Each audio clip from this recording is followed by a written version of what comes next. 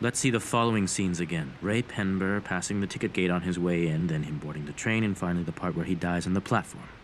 Okay. He was following someone at that time.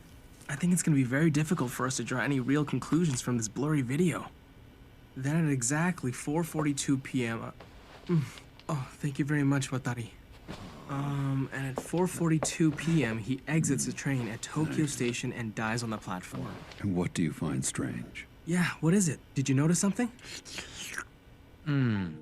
Hey, what is up guys, welcome back to Binging with That. Welcome back to Mirchi Feast, and today we're making matcha ice cream from Death Note as Quarantine and Dine special. And the main ingredient for this ice cream will obviously be the matcha green tea powder. You can buy this from Amazon, link will be in description. Take 1 tablespoon of matcha powder and filter it with the help of a strainer into a bowl. Add 1 cup of whole milk with a lot of fat in it so that we can get a good texture. Mix it and add about 4 teaspoons of sugar.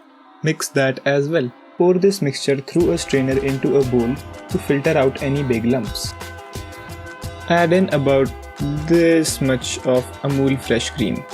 This ice cream is so delicious that I'm making this for the second time. Just kidding, I lost the footage of the first time I made it.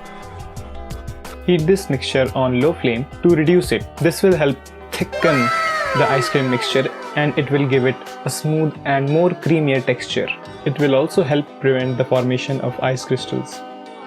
Take out the reduced mixture in a small container and chill in the freezer for at least 2 hours.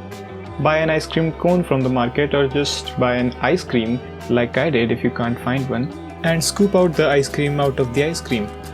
That sounds weird. Scoop out whatever's inside the cone. Yeah.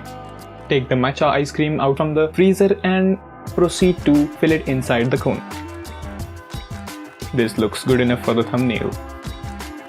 As you can see, almost half of the filling is left and you can make another cone with it if you want. Now all that's left is to sit like L and eat it in the most awkward way possible and make disturbing slurpy noises while eating it.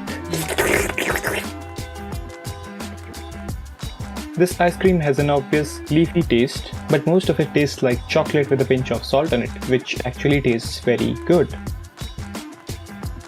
That's it in this video. Let me know what you want me to make next.